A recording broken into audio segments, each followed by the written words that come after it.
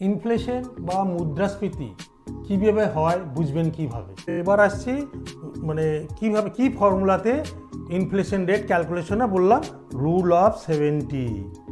এই rule of 70 আপনারা যদি জানেন আপনারা বুঝতে পারবেন আজকের টাকার ভ্যালু 10 বছর বা 20 বছর পরে টাকার ভ্যালু কি হবে।